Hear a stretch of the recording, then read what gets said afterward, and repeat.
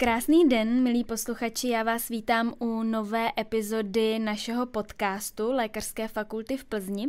Do dnešní epizody jsem si úplně poprvé pozvala stomatologa, což je, já nevím, jestli tohle je 35. epizoda nebo která vlastně, a zatím tady ještě žádný zubař nebyl, takže za to se omlouvám, ale jsem moc ráda, že dnes tu se mnou stomatolog sedí a vítám tu pana doktora Petra Švece. Dobrý den. Dobrý den, děkuji za pozvání. Já moc děkuji, že jste přijal moje pozvání. Mě by hned na úvod zajímalo, proč jste si vybral studium zubního lékařství, co vás k tomu vůbec vedlo? Tak nebyla to až tak moje volba, protože v té době, kdy já jsem se vlastně rozhodoval, co budu dělat po střední škole nebo i na té střední škole, mi bylo 17 let. Takže popravdě jsem úplně toho rozumu až tolik ještě teda neměl, nepobral a rodiče jsou lékaři. Táta je teda všeobecný praktický doktor, teď už v důchodu, máma zubařka, taky už teď v důchodu a nasměrovali mi tímhletím směrem, že to bude výhodný, převezmu po mámě praxi a já jsem na to kejvnul a vzhledem k tomu, že mi teda jakoby bavila chemie, fyzika, biologii jsem teda taky jako tak nějak měl v těch oblíbenějších předmětech, tak to vyšlo, že i na ty přijímací zkoušky jsem se nemusel až tolik učit a zkusil jsem to. Takže jste šel po vzoru rodičů. Jo. To je takový docela oblíbený, docela častý. Nebyl to až tak vzor, jako nasměrování, nebylo to, že bych chtěl být jako my, jako rodiče. Ano. Kdybych tam viděl nějaký velký vzor, tak oni vlastně působí na malom městě, což je taky takový, jako, že to má svý plusy, minusy, ale nasměrovali správným směrem, díky bohu, teď to teda určitě nelituju a jsem rád, že jsem se takhle rozhodl. No, vy pracujete nejenom ve fakultní nemocnici v Plzni, ale i ve své soukromé ambulanci. Myslím si, že by asi i každého studenta zajímalo, jaké jsou vůbec takové ty začátky, přejít z té fakultní nemocnice, z toho velkého kolosu, najednou do takové té malé soukromé, začít něco dělat jako sám na sebe. Tak já jsem si trošku popravit, já jsem měl opačnou cestu, než bývá zvykem. Já jsem nezačínal tady ve fakultní nemocnici, ale začínal jsem na obvodu. Kdy jsem tady byl zaměstnaný asi 3 nebo 4 roky, než jsem si začal potom, nebo jsem si otevřel svoji praxi. Začátky byly strašný. Popravdě teda to si vzpomínám do teďka na svůj první výplň, co jsem dělal amalgámovou, kterou bych třeba v dnešní době měl za 10 minut. 2 hodiny to trvalo, dopadlo to dobře. Pacient přežil, plomba nevypadla. Druhá výplň 1,5 hodiny, což bylo jako lepší, ale plomba vypadla po cestě pacienta do čekárny. Takže to jako jsem byl trošku z toho rozladěný, jestli jsem si vybral správně. Opak se to samozřejmě lepšilo. A začátky po škole jsou krušný pro všechny. To se na druhou stranu se člověk naučí v té práci za měsíc, co je v práci opravdu od rána, že do odpoledne, víc než za celý to studium, tam nebo tu praxi. A když teda už jsem uznal, že bych mohl zkusit teda sám na sebe dělat, tak mě docela třeba potom překvapila ta byrokracie kolem toho soukromého provozování praxe. To už, když jsem začínal soukromně asi 2009, už tenkrát to bylo opravdu hromada papírů a tak se to strojnásobilo snad od té doby. Momentálně už to ani třeba sám nezvládám, takže mám na to firmu, která se mi o to stará a platím. Myslím si, že to je taky problém jakoby těch starších zubařů, že vlastně končí, protože nezvládají tu novou legislativu, jako přesně dodržovat ty všechny stanovy a nějaký ty deníky si psát a řády a tak. No je pravda, že třeba já, když chodím k nějakým starším ambulantním lékařům, tak ještě píšou normálně na papír. A dokonce jsem se setkala s tím, že mají i piják, normálně, který jako já si pamatuju možná tak z první třídy. Já jsem z toho byla úplně taková překvapená. Překvapující, ale věřím tomu, že to tak je. Ještě tak možná, jako, nevím, jestli jsem už na Lecens dostal jakoby nějakou zprávu, to vypadalo pomalu jak kus papíru. No, v poslední době si lidé hodně stěžují na to, že k zubařům se vlastně nelze vůbec ani objednat, že vůbec nepřibírají noví pacienty, ale já jsem našla, možná mě opravte, že snad Česká republika má největší počet zubních lékařů na množství obyvatel. Jak to máte u vás v ordinaci? Přijímáte třeba nové pacienty? S tím počtem zubařů nevím. Ty jsi toto našla, tak vám budu věřit. Ale nepřijímáme teda momentálně taky nový pacienty. Opravdu každý den volá tak 10 lidí, teda říká paní z recepce. A myslím si, že byl problém teda hlavně ten, že už když jsem nastoupil vlastně po škole, tak se řešilo, že bude ten průšvih jednou, že zubaři jsou staršího věku a že prostě se to stane.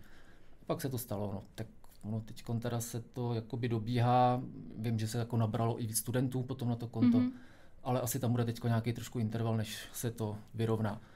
Další problém si teda myslím, že je taky ten, že se ta zubní péče centralizuje. Studenti většinou, když skončí školu, málo kdy chtějí na nějaké maloměsto, takže asi problém větší je sehnat zubaře na maloměstě, vesnici. V Plzni teda asi taky není až tak úplně snadný sehnat zubaře, ale tak v Praze předpokládám, že tam problém nebude, i když zase tam trošku víc teda si zase připlatí pacient, takže je to takový problémů víc. No je pravda, já jsem z maloměsta a právě tam jeden rok snad zavřelo 10 zubařů, protože šli všichni do důchodu nebo i zemřeli někteří z nich a byl to teda velký problém, že to tam bylo opravdu jako ty čekárny úplně narvaný. Já si teda myslím, že když se chodí pravidelně každých půl roku na tu prevenci, tak se asi nestane, že by člověk se ocnul bez zubaře. Jako spíš ty lidi, co nemají zubaře, tak slyšíme příběhy, že nebyli 10 let, 15. A pak se diví, že nemůžou se na zubaře. No. A to mě hnedka napadá otázka, jak tedy často bychom měli chodit k zubaři. Ideálně teda, pokud se chodí pravidelně každých půl roku na prevenci. Každý půl roku. A když samozřejmě něco bolí, tak jít hned. A ne, že se rozbolí v pondělí zub a člověk zavolá v pátek v 1 odpoledne. A očekává, že ho přijmete s úsměvem a s otevřenou náručí. No a co třeba, kdybychom chtěli chodit na dentální hygienu? Je to taky nějaké doporučení, jak často? S tou dentální hygienou je to trošku individuální, protože ten pacient, chodí tam pacienti, kteří mají špatný, jakoby, samozřejmě tu ústní hygienu, s tím související zubní kámen, způsobuje to parodontitidu a každý vlastně to má v jiném stavu. První návštěva, instruktáž, očištění toho kamene a pozve se na takzvaný recall. Ideálně třeba po té první návštěvě po 3 měsících, aby už se hned vidělo, jak tam vlastně ten dotyčný pacient na to zareagoval. Hlavně on musí teda ten pacient sám chtít a sám čistit doma. Není to tak, že to za něj udělá ta hygienistka, což si plno lidí neuvědomuje. Bohužel plno lidí taky to opravdu nedodržuje, to čištění těch zubů. A spíš teda je pravidlo, že bohužel ty pacienti opravdu každý den nečistí ty mezizubní prostory tak, jak by měli a ani tím stylem. No. Když se vždycky zeptám, jestli čistí, tak většinou se začnou vykrucovat a už vidím, že... je vše zle. No a je potom pravda, že je lepší chodit na dentální hygienu předtím, než jdeme k zubaři na klasickou zubní prohlídku. Já vím, že takhle mě instruoval můj zubař. Asi si myslím, že to vůbec moc jako nemá až takový vliv, protože my jako zubaři tam, že ho sledujeme hlavně teda ten zubní kas a další nějaké věci. Ten zubní kámen, když teda spolupracujeme s hygienistkou, tak už jako úplně až tak tolik neřeším. Jako když vidím, že teda je po hygieně spíš a má tam teda pořád dost nevyčištěných jakoby zubů, tak samozřejmě ho pokárám. Takže asi vím, že za 14 dní třeba po té hygieně by to takhle vypadat nemělo. Že asi teda nečistil. Ale jako nějak, jestli to má být před nebo po, třeba zrovna já jako nějak úplně... Nelpíte na tom nějak. No a jak by to potom mělo správně vypadat, ta správná ústní hygiena? Tak dá se to obecně vůbec říct? Myslíte nějaký takový ty mýty o těch časech 3 minutách? No, klidně. Nějakých krouživých pohybech a tak. Tak ta správná ústní hygiena by hlavně měla být tak, aby ty zuby byly čistý. Samozřejmě zase jsou různé techniky, je to individuální k těm různým lidem, pacientům, který teda ty dentální hygienistky hlavně ošetřují. My už jakoby teda zubní lékaři opravdu až teda tolik ty instruktáže neděláme, protože je pravda, že my se musíme věnovat tím složitějším věcem, takže já to nechám na hygienistkách. A víceméně, jako jestli má nějaký kartáček s nějakýma větší hustotou v těch vláken nebo zmenší, má to nějaký vliv, ale když jsou zuby vyčištěny, tak to si myslím, že je hlavně důležitý. Můžete mít sebelepší vybavení, sebelepší pasty, kartáček, ale jakmile se nebude čistit tak, jak má, těch pár minut denně se tomu nevěnuje, tak to prostě ty výsledky tam nejsou. Takže nějaké doporučení po každém jídle nebo 2krát denně? Tak ideálně by bylo teda minimálně 2krát denně, jak se říká teda. Nejdůležitější je ten večer. To, když se nevyčistí večer, jde se spát, tak přes tu noc to je prostě ráj těch bakterií, které tam můžou 8 hodin nebo kolik řádit na těch zubech. Takže ten večer je úplně nejdůležitější a pak teda přes ten den mně to přijde tak jakoby takový zásada základních hygienických pravidel si vyčistit zuby, tak jako si člověk umyje ruce po záchodě nebo tak. Takže osobně několikrát denně si čistím zuby, samozřejmě to taky nikdy, že ho třeba nevyjde, ale 2krát denně základ by měl být. Určitě standard. A já mám pro vás extrémně důležitou otázku, která trápí mě celý život a hádám se s každým člověkem. A to je, jestli si čistit zuby před snídaní anebo po snídani. Protože existují podle mě 3 tábory lidí, kteří to dělají před, po a kteří to nedělají vůbec. Já teda spíš, když už tak po snídani. Po snídani, jo. Před snídaní po té noci, pokud teda jdete s vyčištěnýma zubama spát, s dobře vyčištěnýma, tak tam není prostor, jako aby se tam nikde něco tak strašného jako stalo, nějaký plak usadil a vlastně stáváte jakoby s čistou pusou. Takže si dáte snídani a už tam teda zase jsou nějaký ty zbytky potravy a tak. A to je třeba vyčistit, když se jde mezi lidi. A nebo nejlepší je před i po. Já myslím, že stačí po. Stačí po, dobře. Tak už v tom máme asi aspoň jasno. i chuť na snídani, ne? No já to třeba dělám před i po. No. Protože si dávám kávu, že jo, tak mám taky ten špatný pocit z té potom ale taková jako zkreslená chuť toho jídla, když no a mě to nějak nevadí. Já jsem si tak zvykla a nemám teda žádný kas zatím, tak si myslím, musím zaťukat, tak si myslím, že v tom to jako tkví, takže to všem hrozně jako doporučuju. Pokračujte a třeba zase ještě vydržíte dlouho bez toho kazu. Třeba jo. No a potom, jak jste říkal, že nezáleží na různých typech past a všech možných technologií, tak co třeba ty elektrické kartáčky, které jsou obrovským trendem? Jsou 2 tábory takhle těch stomatologů a těch dentálních hygienistek. Jedni to nedoporučují, jedni to doporučují. Já se spíš klaním k tomu, že se dá fakt perfektně vyčistit ty ústa a zuby klasickým kartáčkem, samozřejmě ne úplně nějakým nejlevnějším, ale takovým nějakým tím standardním, ideální s tou správnou hustotou těch vláken. A není třeba ten elektrický kartáček. Je pravda, že se teda ten vývoj posunul, že dřív to byly hrozně jakoby razantní, točilo se to dokola a opravdu to škodilo i dásni. Teď jsou to ty sonické kartáčky hlavně, které jenom taky mě vibrujou, jsou tam různé funkce. Když si ten dotyčný tím vyčistí líp zuby, tak je to v pořádku. Bohužel teda, když už někdo mi hlásí, já mám ale nový elektrický kartáček, tak vidím, že to tam prostě tak vyčištěný dobře není. Asi nějak trošku spolíhají víc na tu techniku, trošku víc to odfláknou. Nejsem úplně fanoušek těch elektrických kartáčků. Pokud teda samozřejmě člověk nemá nějaký handicap, že by měl nějakou poruchu nebo omezenou hybnost ruky a děti teda taky tu motoriku jemnou nemají až tak ještě vyvinutou nebo se to učí, tak ty to taky nedokážou vyčistit pořádně tím klasickým kartáčkem. Tam už je spíš potom zase teda u těch dětí i ten dospělý, aby to dočišťoval na řadě. A oni existují potom i takové ty kartáčky, které jsou gumové, dávají se na prst. Vím, že těm úplně malinkatým dětičkám rodiče občas... Jako zkoušel jsem to u vlastního dítěte a nic moc to nefungovalo. Ne. Když už, tak si koupit ten dětský nejmenší kartáček a začít čistit bez pasty, dokud tam nějaké zoubky nebudou. A pak, když už je tam pár zoubků, tak malinko zašpinit kartáček pastou a takže prostě čistit i u těch malých dětí, nezanedbávat. Jakmile jsou zuby, tak jo. No a co třeba potom takové ty floridové tabletky? Já vím, že za nás, nebo aspoň za mojí generaci, to bylo ještě co jako se používalo. To taky ještě někde se s tím setkal, ale spíš teda fakt starší ročníky těch zubařů. Já to teda nedoporučuju, nepředepisuju, protože si myslím, že stačí ty floridy, co jsou v pastě.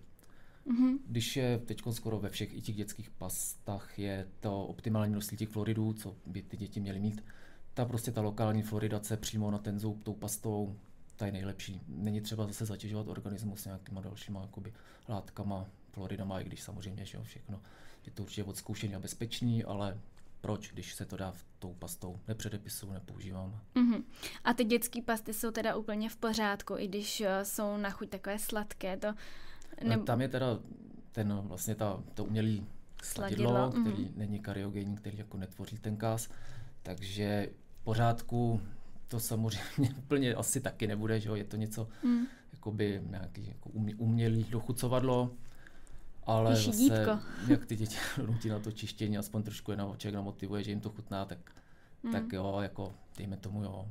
Jako zase pasty bez příchutě, to bych asi nechtěl ani já. Takže Tak ten svěží dech je dobrý potom, no. No. Ta pasta není zase až tak úplně důležitá, to se dá vyčistit dobře i bez té pasty, ty zuby. A ještě teda, když jsme u té pasty, tak záleží na tom, jakou má pěnivost? Ta pěnivost, to je takový hezký, jak to pění. A způsobuje to taky pocit hladkosti těch zubů. Takže člověk to má rád. Ale jinak to tam žádný jiný význam nemá. Já vím, že já jsem měla problém jednou s pletí a doporučili mi dokonce pastu se sníženou pěnivostí, protože se mi dělala periorální dermatitída. Jo. Takže vím, že jsem tam snad i chvíli používala nějakou kokosovou veganskou pastu. A aby vůbec... to měl pocit? Nic moc asi. No, jinak to strašně chutnalo po kokosu. A pak máte pocit, že nemáte vyčištění. A nemám vyčištění, přesně. Potřebovala jsem se jako ještě dočistit, no. Je to tak, no. Zase ty prodejci, výrobci ví, co ty zákazníci žádají a co chtějí. Tak nemuselo by to tam být, ale zase, když to tam je, tak to neškodí úplně. A jakou pastu používáte vy? To můžu. Můžete říct reklamu. Elmex. A který? To je ten oranžový, zelený? Většinou, který tam máme, protože to všechno obstarává manželka, teda hygienistka. A je potom ještě jako důležitý po vyčištění zubu používat tu ústní vodu? Jako není to důležitý až v té míře, co se asi teda jako většina lidí myslí, že to nějak jako výrazně zase jako to riziko toho kazu nějak sníží. Je to spíš, nebo já to tak mám pocit svěžího dechu, používám to, ale důležité je prostě mechanicky opravdu očistit ten plak z těch zubů tím kartáčkem, s těma štětinama. To žádná ústní voda neudělá. A potom teda asi využívat různé mezizubní kartáčky a nitě. Přesně, na to se tam hodně... fakt nejčastěji začínají ty zubní kazy, všechny ty problémy mezizubí.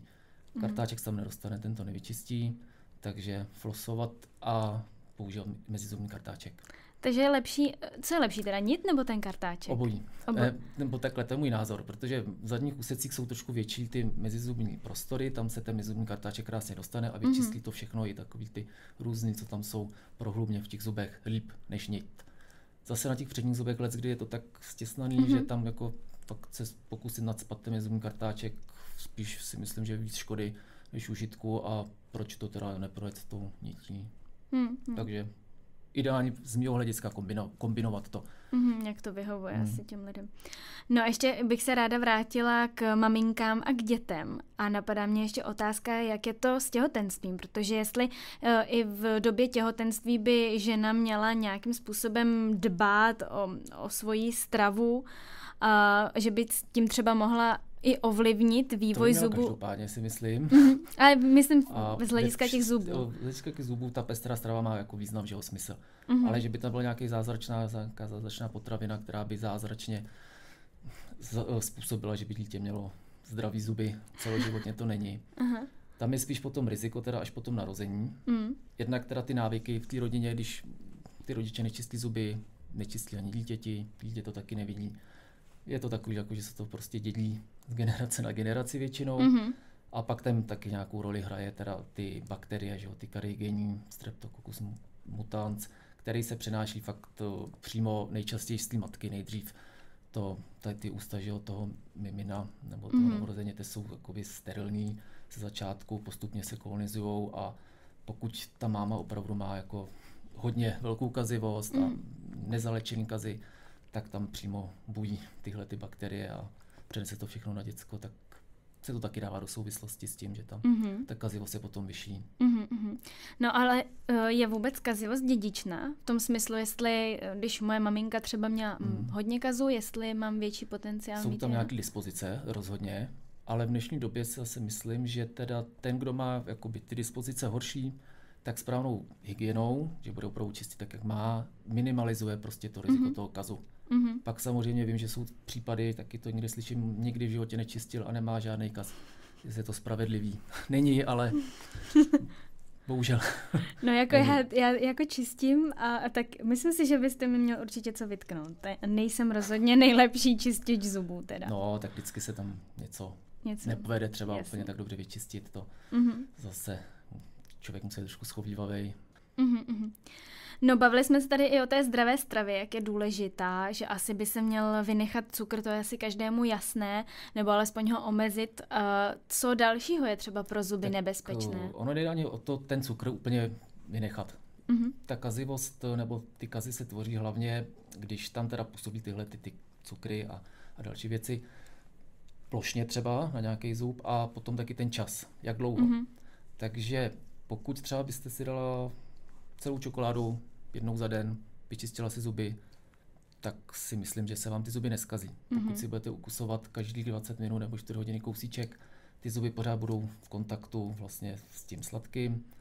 Nevyčistíte si zuby, tak to riziko je o tom větší. No.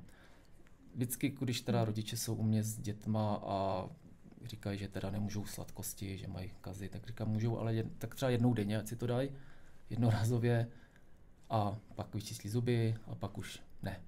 Nejhorší je opravdu i takový ty dětský plítka, to je zase v souvislosti s těma tekutinama.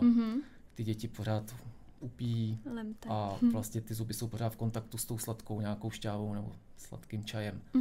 Takže to je potom opravdu téměř 100%, že ty kazy tam prostě budou. A to jsou potom takové ty medové zuby, jak se říkají u dětí? Není už to tak častý, teda nevidím to tak často. Já se teda snažím hlavně u mých pacientů, protože většinou teda mají pak děti a už hned od malička chodí ke mně. Takže už jim dopředu říkám, co a jak. A aby se opravdu snažili potom, až tam mají nějaké ty zoubky, potom vyčištění, už jim nedávat to mlíko, kaše nebo ty sladké čaje. To způsobí nejvíc. Jo. Ještě i ty kaše, protože ono to zase, jak se to nalepí na ty zuby a je to takový jako mazlavější, tak to tam prostě díl vydrží a zase je tam prostě delší kontakt s těma bakteriemi a s těma teda cukrama hlavně. Takže prostě po tom vyčištění, aby už přešli jenom na vodu. No, dalším velkým a takým horkým tématem jsou amalgámy, amalgámové plomby. Já jsem se dočetla, že už od roku 2018 Evropská unie vydává různé vyhlášky o tom, že by se měly amalgámové plomby úplně vyrušit. Mezníkem by měl být rok 2030, kdyby už se neměly vůbec používat nikde. Mě by proto zajímalo, jestli je opravdu tak nebezpečný, protože na to jsou dost rozporuplné názory, někdo s tím souhlasí, nesouhlasí, jak to vidíte vy? Tak já bych hlavně vycházel z toho, že to vlastně se používá 150 let. Kdyby to bylo tak nebezpečné, myslím si, že by se to projevilo. I teda nějaký ty oficiální výzkumy nikdy nezjistili vlastně, že by to nějak škodilo, že by ta rtuť se nějak z toho usazovala jako v organismu. Tam ta rtuť je totiž vázaná v nějaké ty sloučenině a vázaná rtuť není nebezpečná. Nebezpečný teda je, nebo teď už se to taky eliminovalo, když dřív sestry museli míchat, nebo bylo to takový jako už jako to je ten nedózovaný amalgám. Že opravdu přišli do styku, každý den to tam míchali a ty výpary té rtutě jsou jedovatý, že jo. Takže tohleto, teď máme ty kapsle, sestřička nepřijde do styku s tou rtutí, dá se to do zubu, zatuhne to a pak už to teda nebezpečný není. Někdo zase říká, že při odvrtávání, že se to může, jako když se to třeba nechladí, jako vypařovat. Myslím si, že jsou takový stopy, že to opravdu asi není až tak nutné tohleto nějak řešit, sledovat. Nicméně myslím si, že ty amalgámy mají svý opodstatnění pořád. Je to sice už vytlačovaný těma fotokompozitníma bílýma výplněma, opravdu už je to jenom pár procent, kdy já řeknu, ale tady opravdu ten amalgám dáme. Amalgám, protože vlastně nemá žádnou vazbu mezi tím amalgámem a zubem, jak se nacpe do té kavity, jakoby do toho odvrtaného zubu, v tom plastickém stavu a tam zatuhne, tak tam nepotřebuje sucho takový. Což je ideální pro někde v zadním úseku, někde udásní, když je ten kas. Na ty bílé plomby potřebujeme absolutní sucho, nesmí tam nikde prosakovat žádná ta tekutina z té dásně a na tohle to je úplně ideální ten amalgám, když tam není možné udržet sucho. Přijde mi to škoda teda, že to má skončit, no. Ale co se dá dělat? No já jsem spíš právě slyšela, že, jak jste už říkal, že je tam to riziko ekologické, co se týče těch výparů. Dokonce jsem slyšela, že největším problémem je právě, když lidé zemřou a jsou potom spáleni v krematoriu, tak se z těch amalgámových plomb vlastně uvolňují ty výpary. A to se prý stopově dostává do všech živočichů, ryb a podobně a to je jako jeden z těch takových největších problémů. To teda netuším, že je to takový ekologický opravdu problém, až ani jsem to asi nikdy ani neslyšel, nečet. Spíš teda, když se odvrtá ten amalgám, máme separátory amalgámu u křesla, je to povinný. Ten amalgám veškerý z toho, co se odvrtává, vlastně tam zůstane a musíme to poslat firmě, která to odborně likviduje. Ale takhle teda, že bych krematorií... Já jsem takhle pátrala sáhodlouze po všech možných článcích, protože mě to samotnou dost zajímá, no, jak se k tomu staví i ta odborná společnost. To mě ani nenapadlo, tak si něco nastuduju. No určitě, protože v tomhletom já mám teda taky dost mezery, protože ono je to docela podle mě i dost velký biznis, nebo slýchávám dost často, že... No si musíte brát, že to od někud bere z té přírody. Já teda teď konečně nevím, kde je tam vlastně tartuč, kde se bere, kde se těží nebo jak, tak se to nějakým způsobem zase vrátí. A lidé chodí k vám dost často na odvrtávání ze strachu třeba, že? Spíš z estetických důvodů, než ze strachu, no. Vadí jim šedá barva. Jsou to už potom takový jako úzkostlivější zase typy pacientů, ty jo, ale spíš z většiny jako estetika jim vadí a černý nechtějí mít, že jo, černý blomby, jak říkají. No já jsem to slyšela právě z hlediska těhotných žen, který se bojí ohledně svých dětí, tak si nechávají před těhotenstvím. Vzhledem k tomu, že teda předpokládám, že z toho amalgámu slatůhlího, který je v ústech, se ten tartuť neuvolňuje, tak bych se toho nebál. Teď teda nesmí se ani dávat těhotným, že jo, amalgámní blomby nově, když teda jsou v novém stavu a tak, jsou jakoby ty bílý skleromerní výplně placený i pojišťovnou, takže na tohle to si myslí, ale to 50 let se to používalo a někdo asi poškozený nebyl, tak neměl bych z toho úplně takovou panický strach. No já vím, že známý zubař Roman Šmucler dokonce tvrdí, že ty bílé plomby jsou mnohem jedovatější. To by se člověk bál chodit k zubaři pomalu. Ke všem lékařům. Myslím si, že to taky není pravda. Všechny nějaký ty materiály, co se dávají do pusy, musí projít takovým nějakým schvalovacím řízením a možnýma certifikacema, že bych se divil. Správně vytvrzená bílá blomba je možný teda jakoby nevytvrzená správně, protože tam je vlastně skladba nějaký plniva a monomer, který jako bývá dráždivý, který světlem, když se osvítí, tak zatuhne a stane se z něj polymer, který už je neškodný nebo nedráždivý. Takže pokud se pořádně osvítlí a vytvrdne nebo vytvrdlí ta bílá výplň, tak to je absolutně podle mě neškodný. A používá se potom pro všechny pacienty stejná výplň, nebo je to také individuální a vybírají se různé typy? Myslíte teda ty bílý výplně, jako by laicky řečeno. Jsou dva typy základní. Skleronormní cement a fotokompozitní výplň, ta se osvícuje teda tím světlem. Ta fotokompozitní výplň, ta potřebuje teda, aby se vlastně jakoby adherovala, aby byla vazba mezi zubem a výplní, absolutní sucho. Což se leckdy nedá úplně tak jako dodržet. A pokud to nejde, tak je ta alternativa ten skleronormní cement. Není tak estetický, nedá se vyleštit, ale snese úplně z lehoulička jako trošku toho vlhka a hlavně uvolňuje fluoridy, takže jakoby u vyšších nebo u pacientů s vyšší kazivostí je to otázka volby na nějaký typ kavit nebo respektive jakoby těch stran těch zubů, kde se ta výplň umisťuje. Není to úplně absolutní jako indikace, že by všude se mohli dát obojí, vždycky to má nějaký svý jako omezenější jakoby indikace umístit ty výplně. No pak dost pacientů trápí různé odontogenní cysty. Já jsem zrovna nedávno potkala paní, která mi říkala, že vy jste medička, tak mi to propíchněte. A teď já jsem říkala, no to asi ne, teď to máte takový veliký úplně. A paní přímo věděla, že má teda odontogenní cystu? Už jednou měla. Jakož od lékaře teda? Nebo? Ne, ještě předtím, než byla u zubaře. Nicméně se mě právě ptala, jestli se to nedá píchnout jehličkou, tak jsem teda říkala, že asi spíš úplně ne. Tak jestli spíš taky paní měla nějaký absces, taky odontogenní. Ty cysty samozřejmě jsou, nejsou taky až tak úplně jako raditní, ale častější je ten zánět nebo jakoby periapikální granulom kolem zubu, že se udělá. Je to vlastně taky podobný jako klinicky, jako ta cysta, může ta cysta se zanítit, pak to má stejný projev. Nebo laicky řečeno ty váčky taky, jak se říká. No. Vlastně v tom onemocnění toho zubu je jaká kaskáda, která má jakoby jasný směr od zubního kazu po zánět zubní dřeně až po zánět periodontia, jakoby toho teda zubice a tak a jde to dál, ten zánět. Takže ta úplně prvotní příčina je kas, který tam je, anebo teda úraz. A pokud teda tam tohle není, tak zase málo kdy se tam udělají. Samozřejmě jsou případy, že se udělají i bez tohohle, ale musí tam být vždycky jak kas nejčastěji, který potom postupně projde až k zubní dřeni a bakterie pak projdou do toho skrz teda kořenový kanálek a udělá se nejčastější typ cysty, je radikulární cysta, ta nasedne na mrtvý zub a začne růst.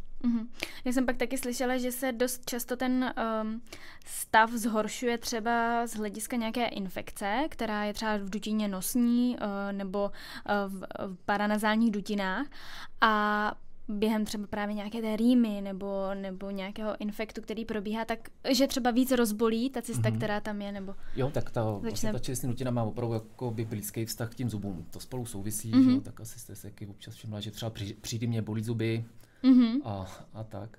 A samozřejmě jako to tam může růst v čelistní dutině od zubů, může to být plno let. No jak to řešit teda? Operačně.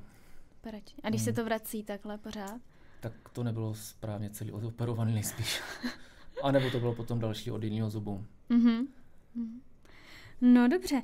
A mě by ještě zajímalo, jak se stavíte k holistickému přístupu, který je teďka takovým velkým trendem, nahlížet na člověka velmi komplexně ze všech hledisek, duševně a propojovat třeba právě i zuby s zbytkem těla. Jako třeba bolí mě vlevo stolička, tamhle třetí, tak asi budu mít něco se slezinou. Jako přeháním, ale... To bylo tak jednoduchý. v extrému takhle. Takže já tohle tím jako alternativní medicíně moc nefandím. A víceméně spíš se tomu i trošku jako tak jako vždycky pousměvu, no, co jsou jako lidi schopní někde jak prodávat nebo nabízet za služby a zase potom, ale každý zboží má svýho kupce, tak jsou pacienti, kteří to zase mají rádi, věří tomu, tak jim to pomáhá, víra taky uzdravuje, tak to má nějaké svý místo tady, ale já tomu nefandím. Ne, takže svým pacientům tohleto neříkáte, nedoporučujete. Nevěřím horoskopům, nevěřím ani tomuhle. No, tak já vám docela rozumím, já když občas slýchávám tyhle ty věci, tak taky na to tak koukám velmi kriticky, ale ty zuby to mi přišlo docela takové zajímavé aspoň. Myslím si, že možná ještě nějaká ta akupunktura, že má jakoby nějaké opodstatnění, že to fakt může fungovat, ale... Jako i co se týče třeba těch zubů?